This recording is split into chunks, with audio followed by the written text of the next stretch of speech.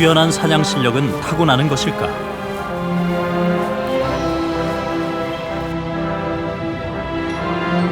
어떻게 하면 야생동물과 교감을 나눌 수 있을까?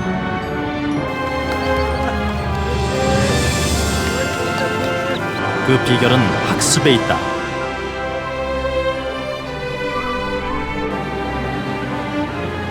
살아남기 위한 야생의 본능, 동물의 학습은 어떻게 이루어질까?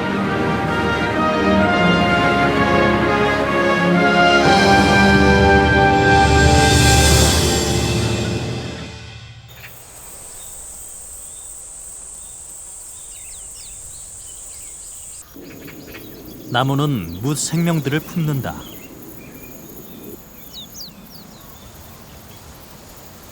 하늘 다람쥐가 나무에 둥지를 틀었다. 몸집에 비해 유난히 눈망울이 큰 하늘 다람쥐.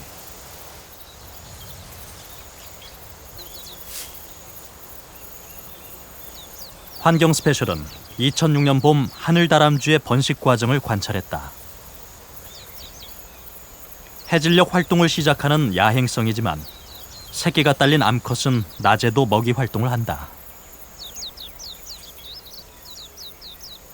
하늘다람쥐는 앞발과 뒷발 사이에 얇은 피부막이 있다. 비막이다.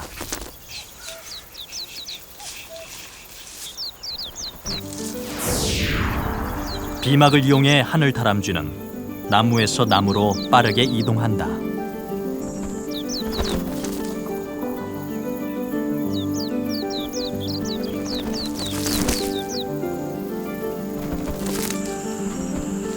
얼핏 보면 나는 것 같지만 하늘다람쥐는 새처럼 위아래로 날지 못한다. 비행이 아닌 공기를 타고 내려오는 활공을 하는 것이다.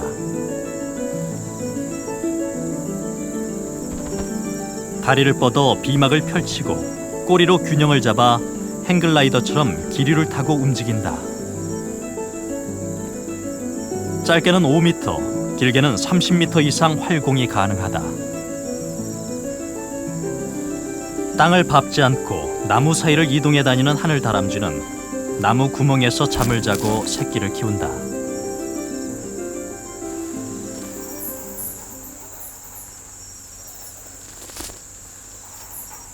은사시 나무에 둥지를 튼 하늘다람쥐.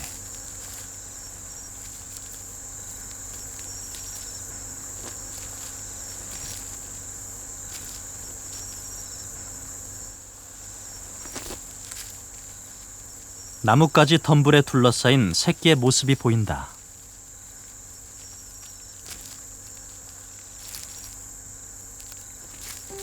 어미가 나무 가닥을 조심스레 헤쳐 새끼를 핥는다. 태어난 지 일주일, 아직 털이 없다. 새끼의 체온을 지켜주기 위해 어미는 나무 가닥으로 만든 이불을 덮어두고 다니는 것이다. 하늘다람쥐는 젖을 먹여 새끼를 키운다. 새끼는 2달 가까이 어미 젖을 먹는다.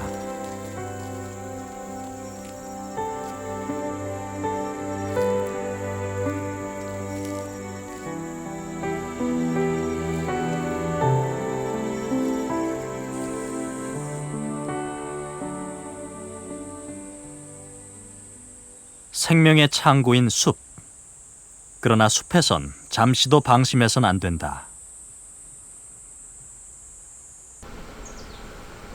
뭔가 이상한 낌새를 챈 하늘다람쥐. 누룩뱀이 나타났다. 숲의 강력한 포식자인 뱀.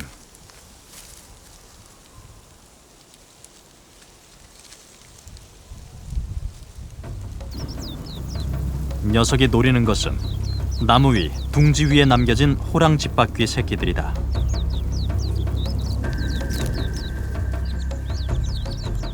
새끼들은 무방비 상태.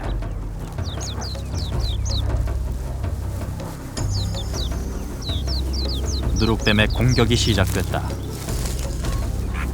뱀이 불자 제법 자란 새끼들은 부리를 들어 저항해본다.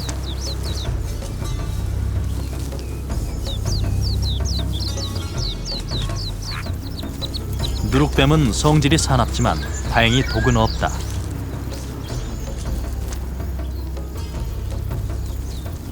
꼼짝없이 누룩뱀의 먹이가 되려던 찰나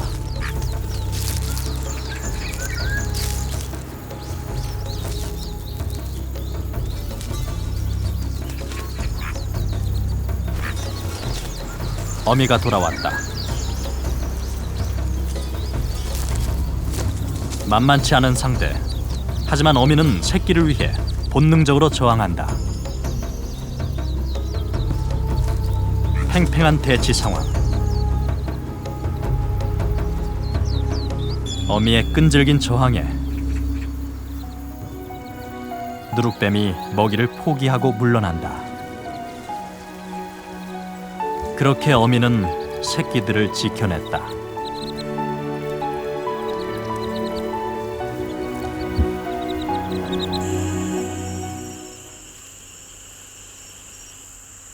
은사시나무의 하늘 다람쥐 둥지. 새끼들이 제법 자랐다. 태어난 지 50일이 지나면 어미의 학습이 시작된다.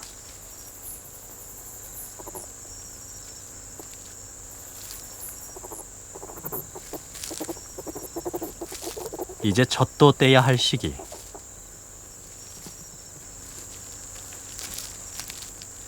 어미는 새끼들을 밖으로 유도한다.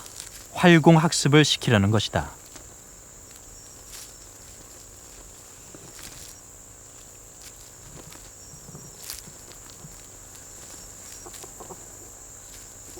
새끼들이 어미를 따라 둥지 구멍 밖으로 나간다.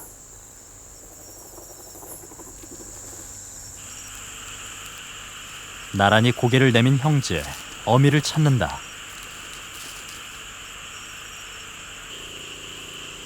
어미는 멀리서 활공 시범을 선보인다.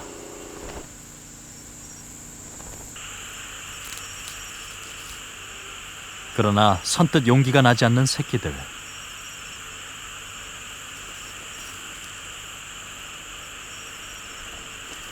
첫째가 조심스럽게 둥지를 나선다. 높은 가지로 기어오르는 것이 활공을 시도할 모양이다.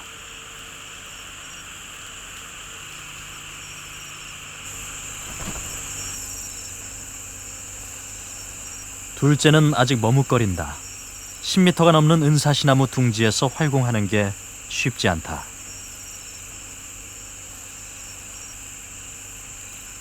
마침내 비막을 펼쳤다.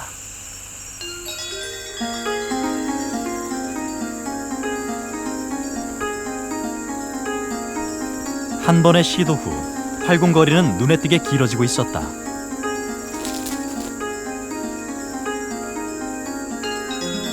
어미의 활공 모습을 수차례 지켜본 새끼는 어미가 한 그대로 능숙하게 활공을 한다.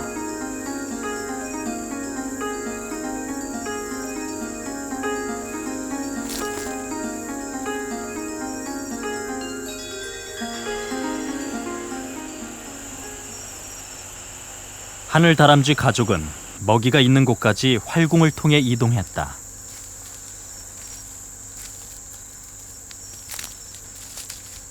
형제는 여린 나뭇잎과 열매를 스스로 따먹는다. 새끼들이 배불리 먹을 때까지 어미는 곁에서 지켜만 본다. 자립심을 키우는 것이다.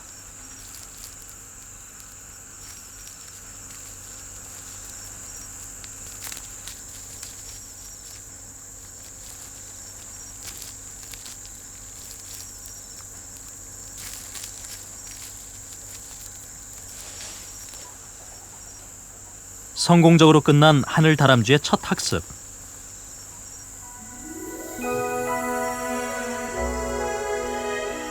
이제 숲속의 밤하늘은 새로운 주인공을 기다리고 있다.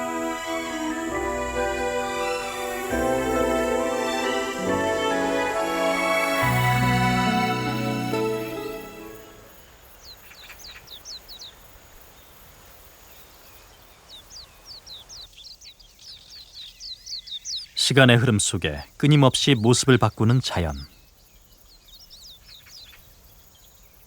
모든 자연 생명들은 치열한 야생 세계에서 살아남기 위한 생존 전략을 진화시켜왔다. 그 뒤에는 바로 냉정하면서도 강한 어미의 학습이 있다.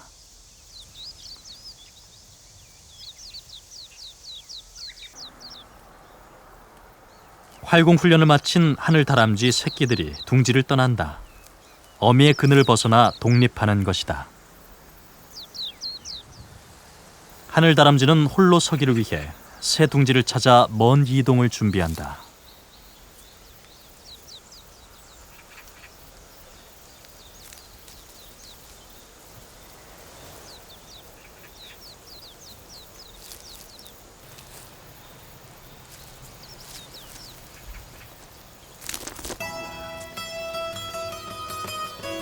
하늘의 당당한 주인공이 되기 위해 비막을 펼친 하늘다람쥐. 이제 자신의 하늘과 새로운 둥지를 찾아 먼 숲으로 날아간다. 그곳에서 하늘다람쥐는 어미로부터 받은 사랑과 학습을 다음 세대에 고스란히 전해줄 것이다.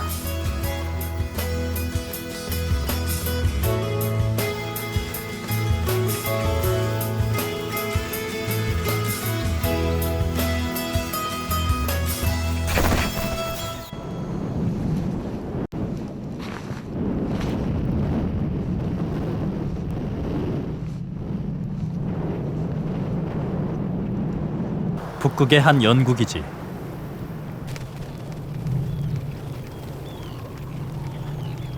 이곳에 우리나라에선 이미 멸종된 여우가 야생의 사냥꾼으로 자주 눈에 띈다. 북극 여우가 둥지로 삼은 곳은 연구원들의 숙소 지하 구멍이다. 지난 2006년 여름 환경 스페셜 제작진은 북극 여우의 생태를 기록했다.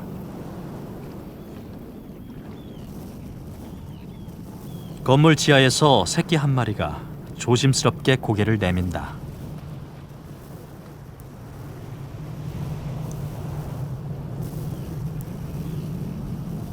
잠시 머뭇거리더니 밖으로 나오는 새끼.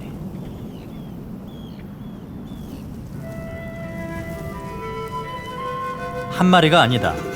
어미 품으로 하나둘 몰려드는 새끼들. 서로 밀고 밀리며 젖을 문다.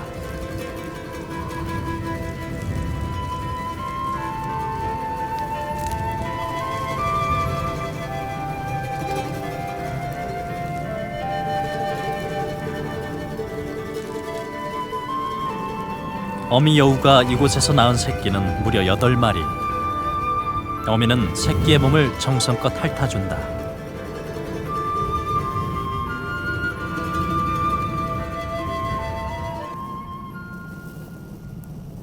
생후 3주일쯤 된 새끼들, 형제끼리 귀를 빨며 논다.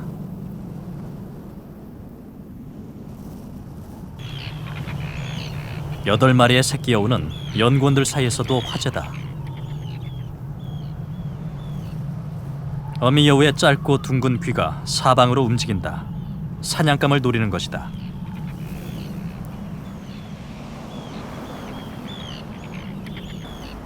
여우가 이곳을 번식지로 택한 것은 사냥감인 새가 많기 때문이다.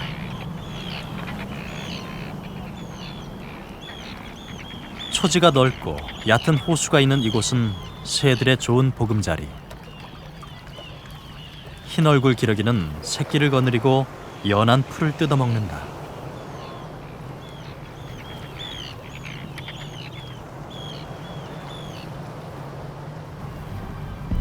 여우의 발걸음이 빨라졌다. 사냥이 시작된 것이다.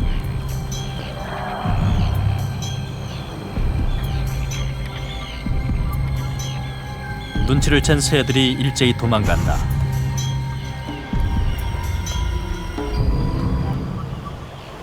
그러나 여우의 추격을 피하긴 쉽지 않다.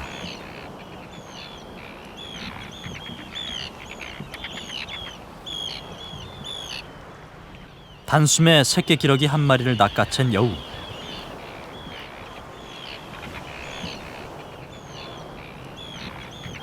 새끼 여우들은 어미가 가져온 먹이를 넣고 싸움을 벌인다.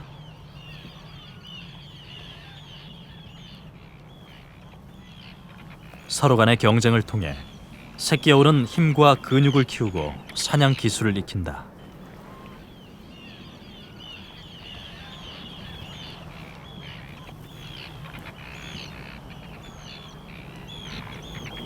먹이를 한 녀석이 다 차지해도 어미는 결코 관여하지 않는다. 야생의 사냥꾼으로 키우기 위한 어미의 학습 방식이다.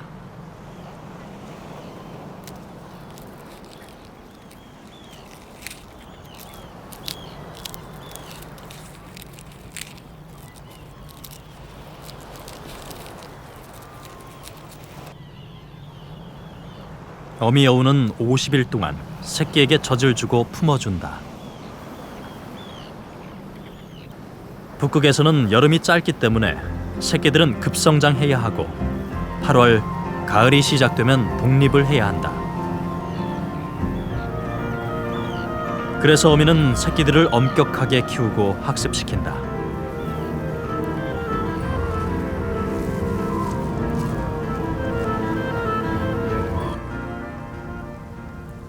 북극 한 섬의 절벽지대.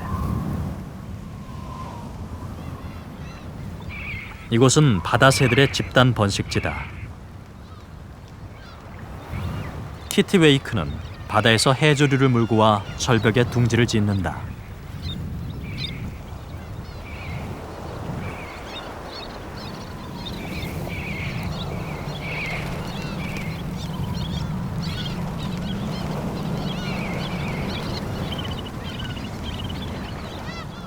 크고 화려한 부리를 가진 퍼피는 바다의 앵무새로 불린다. 번식을 앞두고 암수가 부리로 애정을 나눈다.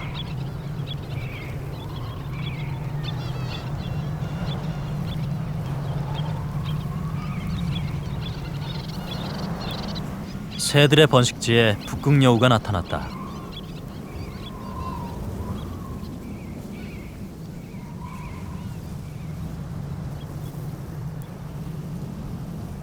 녀석은 새를 잡아먹기 위해 절벽 곳곳을 누비고 다닌다. 여우는 호기심이 많다. 무인도에 나타난 사람을 처음 봐선지 카메라 앞으로 다가와 본다.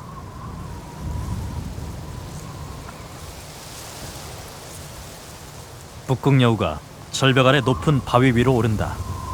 먹잇감을 노리는 중이다.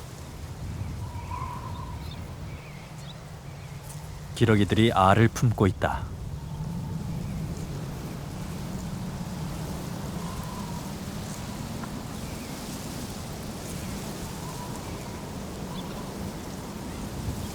사냥감을 포착한 여우.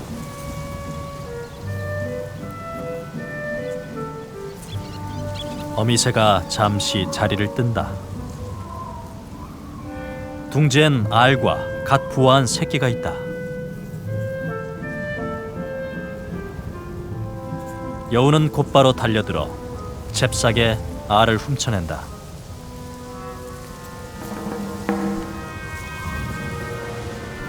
알을 남김없이 다 가져가 버린다. 야생의 사냥꾼, 여우다운 솜씨다.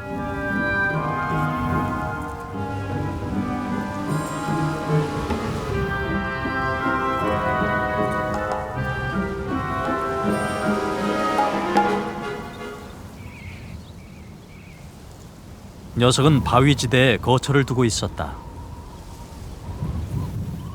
바위 및 여우굴은 사방으로 뚫려 있다. 출입 통로는 수십 개가 넘는다.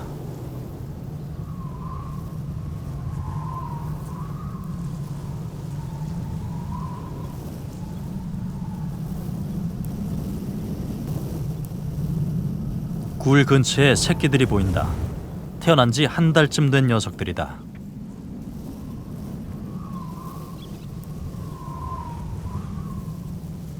새끼는 아직 솜털이지만 몸집은 벌써 어미와 구분이 어려울 정도다.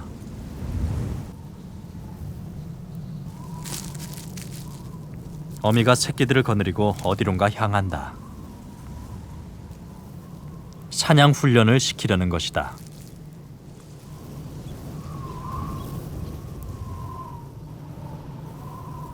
어미가 데려간 곳은 분홍발 기러기의 둥지. 어미가 새끼를 쳐다보며 재촉한다. 둥지를 노리는 새끼 여우.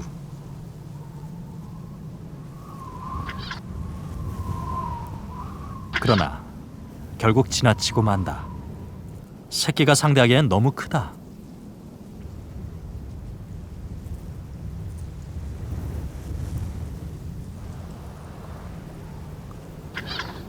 불안해진 분홍발 기러기가 주변을 살핀다. 둥지에는 갓 부화한 새끼들이 있다. 이 틈을 노리는 어미 여우.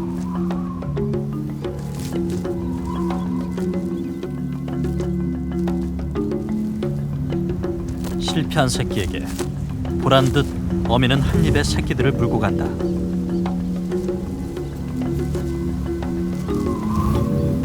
어미 여우의 뛰어난 사냥 실력도 반복된 학습을 통해 길러졌다.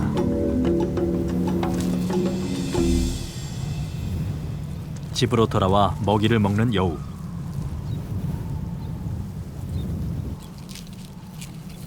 새끼에게도 먹이를 나눠준다.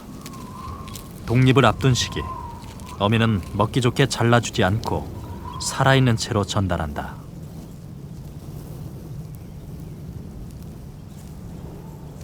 태어나서 어느 정도 자라면 특히 육식을 하는 동물에게 있어서는 고양이과 동물이나 객과 동물에서도 그 새끼에게 살아있는 그런 먹이 동물을 갖다 줌으로써 그 살아있는 동물을 갖다가 어떻게 그 잡고 그 다음에 그 먹이를 먹는지 이런 것들 훈련을 지속적으로 시킵니다.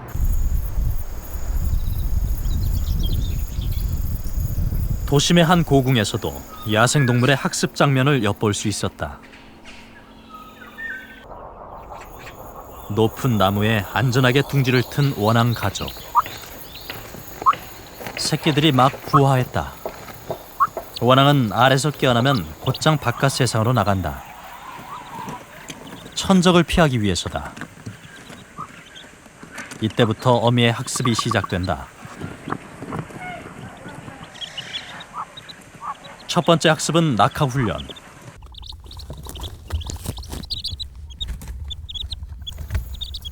어미가 시범을 보이기 위해 둥지 밖으로 나온다.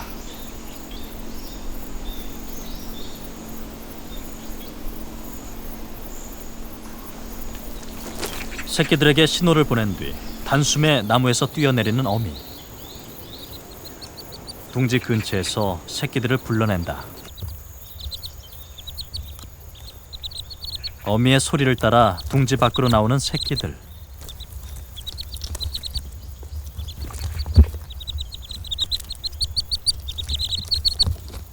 이제 뛰어내릴 일만 남았다.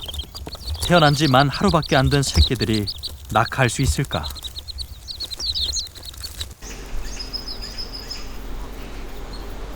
의외로 새끼들은 겁이 없다. 과감하게 뛰어내린다.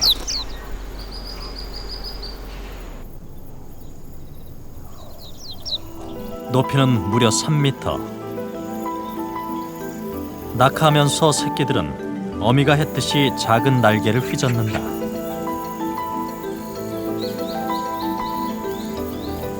몸무게가 가벼운 데다 바닥엔 낙엽이 푹신하게 쌓여 있어 큰 충격을 받지 않는다.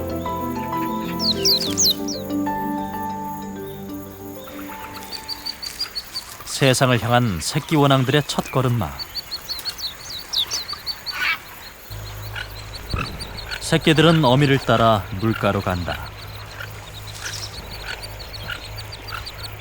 원앙은 물과 뭇을 오가며 숲에서 생존하는 법을 터득해 나간다.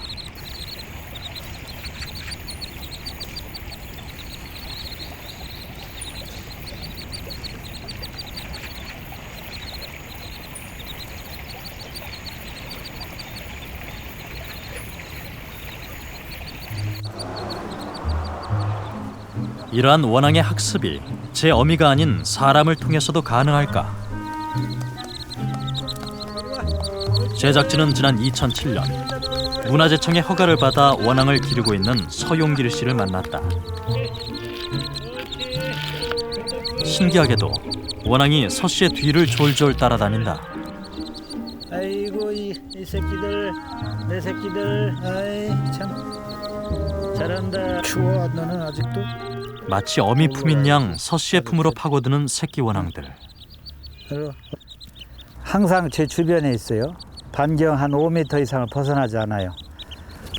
혹시 이제 가다가 멀리 가게 되면 소리내서 찾고 다시 또 들어오죠. 이리 와, 옳지, 왔어. 야생 원앙이 서씨를 따르는 이유가 뭘까? 새가 사람을 어미로 여기게 만드는 그만의 비법이 있다. 서씨는 하루 중 8시간 이상을 원앙과 함께 보낸다. 물을 좋아하는 원앙을 위해 함께 물놀이도 한다. 옳지, 옳지. 새의 야생성을 키워주기 위해 새장에만 가두지 않는다.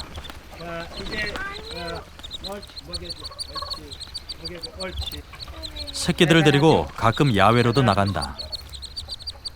이리 와, 이리 와, 얘들아. 옳지, 옳지. 이리 와, 이리 와. 옳지. 한참 떨어져 놀다가도 새끼 원앙들은 서씨가 부르면 한 걸음에 달려온다. 옳지.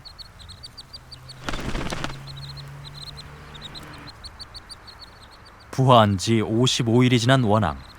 이제 정상적인 비행을 할 때가 왔다.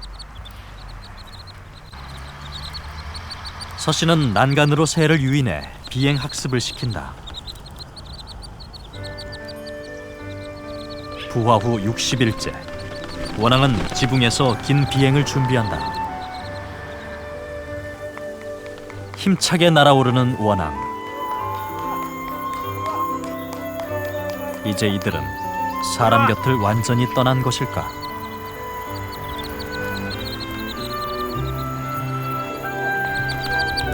서씨가 박수를 치며 원앙을 불렀다.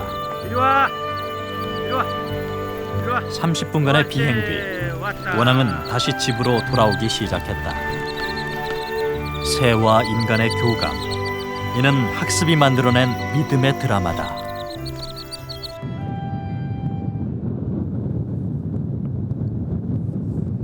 프랑스에는 새와 함께 비행을 하는 사람도 있다. 공항 기상예보관이자 환경운동가인 뮬렉 씨. 세계에서 유일하게 새와 함께 하늘을 나는 사람이다.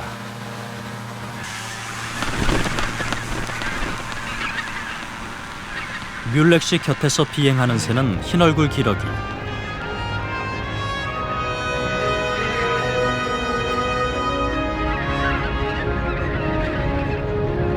유럽에서는 멸종 위기에 처한 새다.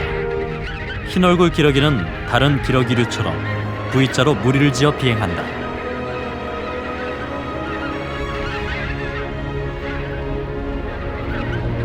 뮬렉 씨는 이 기러기 무리의 대장이다.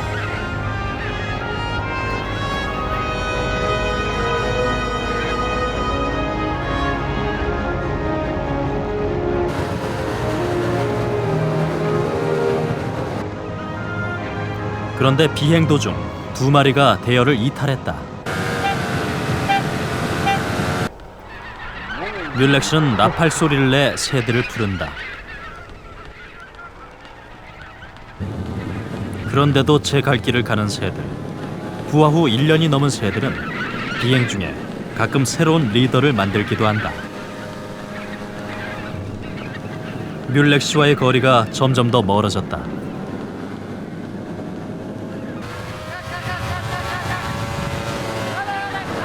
이때 쓰는 마지막 방법, 기러기를 직접 부르는 것이다.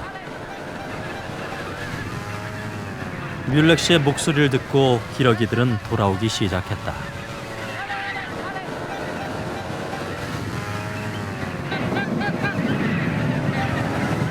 손에 잡힐 듯 가까운 거리에 온 흰얼굴 기러기. 뮬렉 씨는 다시 대장 자리를 되찾았다.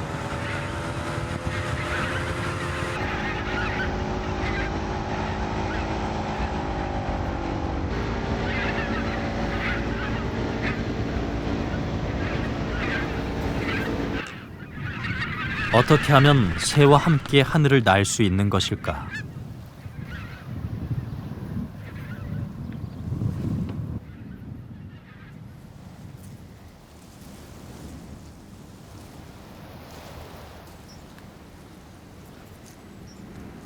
비행 학습은 알이 부화하기 전부터 시작된다. 물렉 씨는 부화하기 전부터 새와 이야기를 나눈다.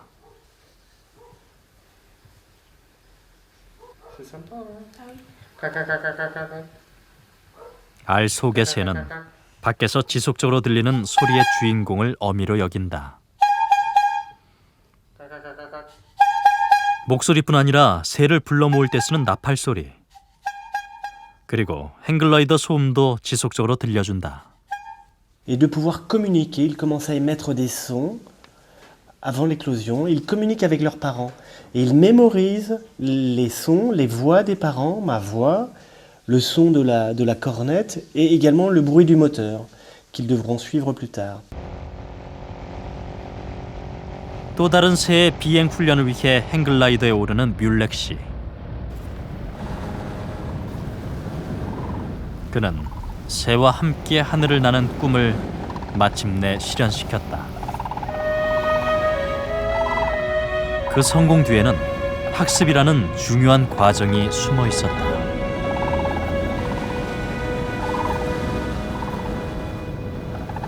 어떤 그 동물이면 동물의 아주 특정한 속성 하나에 각인이 됩니다. 예를 들면 소리, 아니면 뭐 색깔, 뭐 아니면 뭐 어떤 특정한 형태.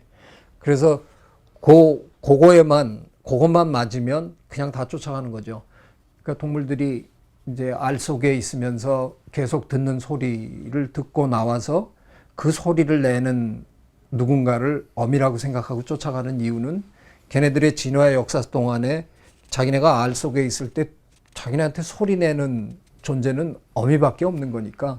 그래서 그 중에 하나, 어떤 속성, 어미라는 개체의 하나의 특징적인 속성에 초점을 맞추고 학습을 하는 과정을 이제 거치게 되는 거죠. 바다 동물도 이런 학습이 가능할까? 백령도의 털을 잡고 살아가는 물범.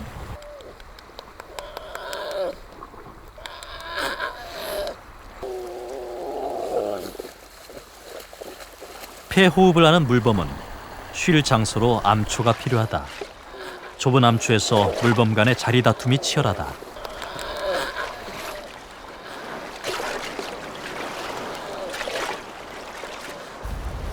다리가 발달되지 않아 육상에서는 매우 둔하지만 물에선 몸이 민첩하다.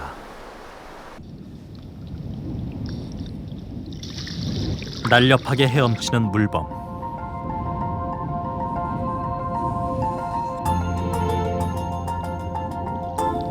제 아무리 빠르다는 물고기도 물범에겐 상대가 안 된다. 이런 물범과 친구로 지내는 이가 있다.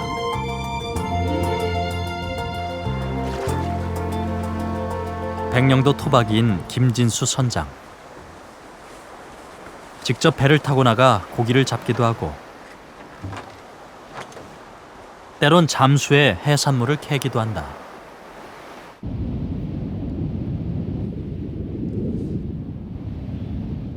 서해는 동해와 달리 바닷속 시야가 흐려 물질하는 게 만만치가 않다.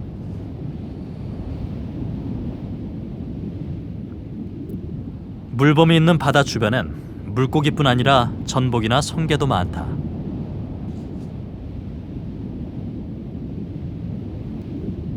그러다 보니 물범과 마주치기가 예사.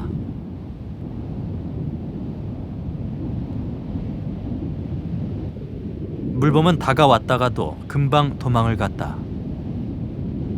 알고 보니 기포에 놀라 달아났던 것.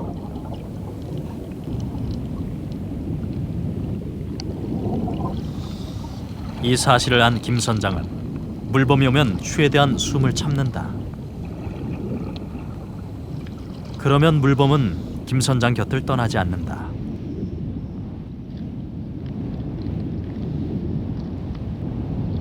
김 선장의 꽁무니를 따라다니는 물범.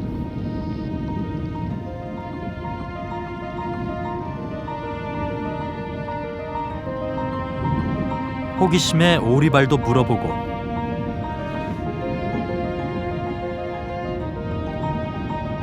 사람의 존재가 괜찮다고 느꼈는지 제작진에게도 다가온다.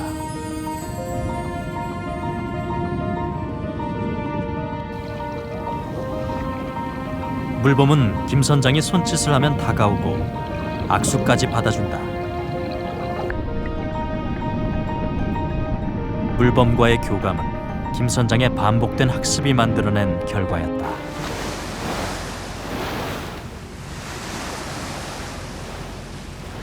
바다동물 중 사람과 가장 친숙한 것은 돌고래종이다.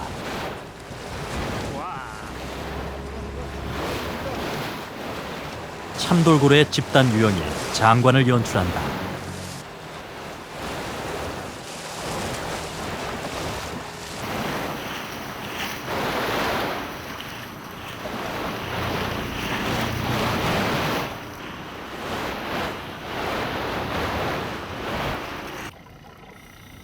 돌고래는 호기심이 많은 데다 지능이 높고 친화력도 강하다.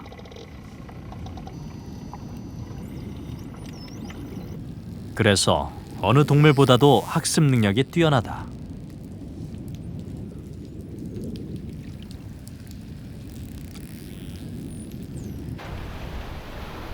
제주 김영 앞바다, 큰 돌고래가 자주 나타나는 곳이다.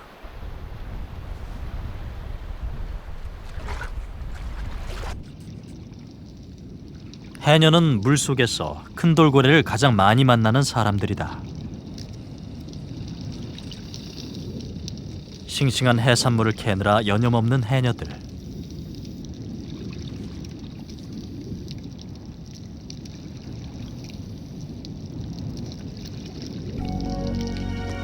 해녀가 작업하는 곳에 큰 돌고래가 나타났다.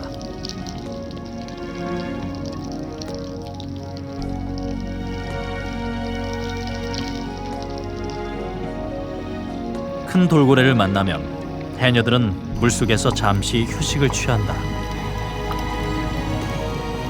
고래와 노는 시간. 해녀가 숨을 쉬기 위해 물 위로 올라가면 고래도 행동을 따라한다. 오랜 경험을 통해 해녀가 해를 끼치지 않는 존재라는 것을 아는 큰 돌고래.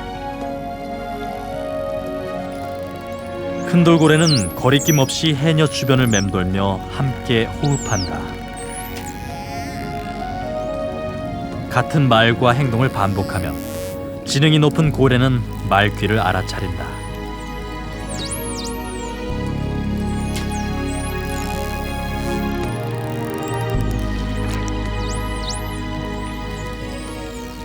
예, 무섭지 않아요. 처음에 뭐 할 적에는 무서웠는데 오래 물질하다 보니까 이 무섭지 않고 같이 뭐 하면은 이 말귀를 알아먹어 갖고 물난로 하면은 밑으로 물난로 가고 그래요. 야생동물의 각인 학습은 놀라운 결과를 가져온다. 복원을 위해 지리산에 방사된 반달 가슴곰. 2001년부터 방사가 시작돼 현재 19마리의 반달 가슴곰이 지리산 야생에서 살아가고 있다.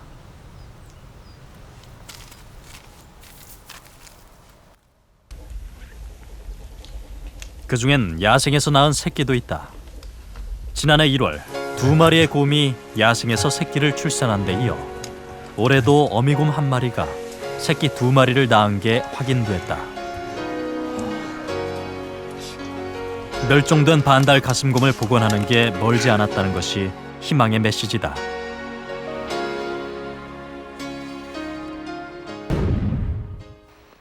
그러나 이런 결과가 나오기까지 우여곡절이 많았다. 적응 훈련 과정에서 인간과 친해져 버린 반달곰은 많은 문제를 야기했다. 사람을 쫓아다니는 것은 물론 등산객들에게 먹이를 구걸하기까지 했다.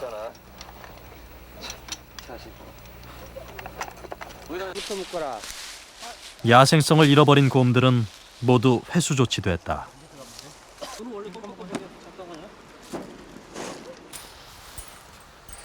녀석들은 결국 계류장에 갇혀 사육곰 신세로 전락하고 말았다.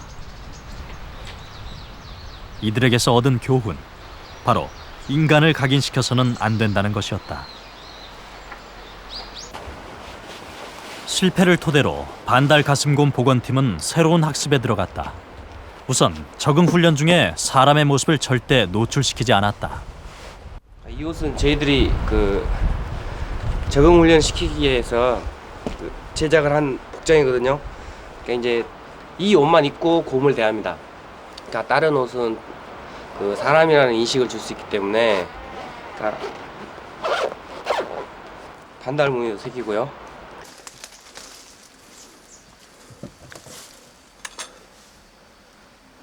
사람을 알아보지 못하도록 검은 두건까지 써서 완벽하게 가리고 곰을 대했다.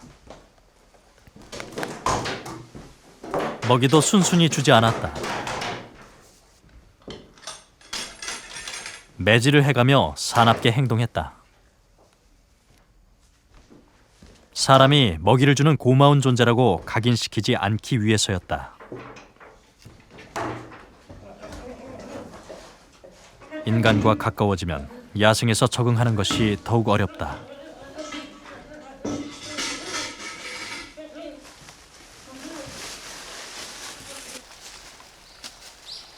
한 달간의 적응 훈련 기간도 보름으로 앞당겨 빨리 방사했다.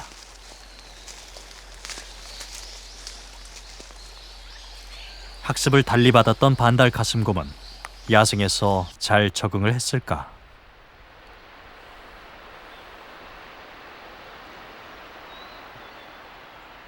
이듬해 봄, 동면에서 깨어난 반달 가슴곰이 카메라에 포착됐다.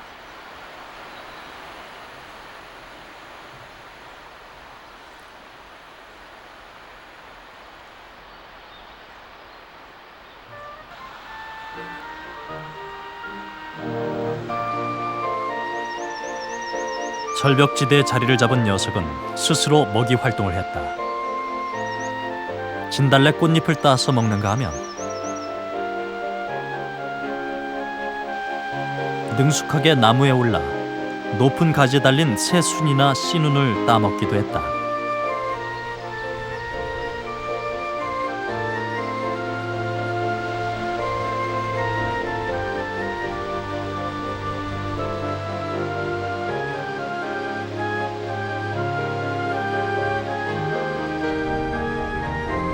응달진 바위 틈, 이끼의 고인물을 핥아먹으며 갈증도 푼다.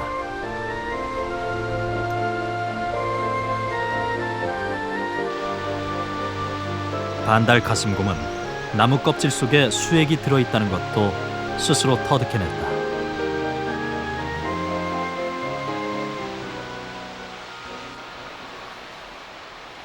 야생 환경에 완전히 적응한 것이다. 땅거미가 짖아 반달 가슴곰은 잠자리를 마련했다.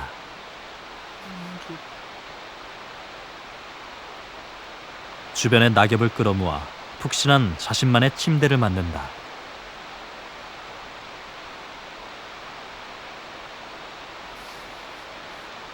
그리고 곰은 야생의 품 안에서 잠이 든다.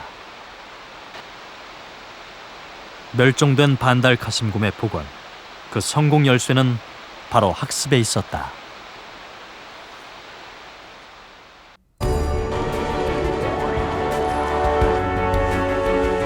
인간과 교감하는 동물. 그 뒤에는 학습이라는 놀라운 비밀이 숨어 있었다.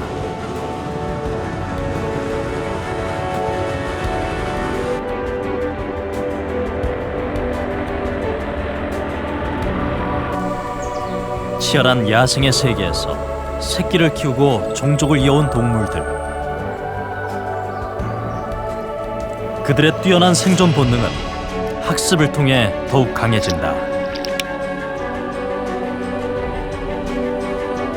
냉정하고도 엄격한 학습이 있어야 그래야 살아남는다.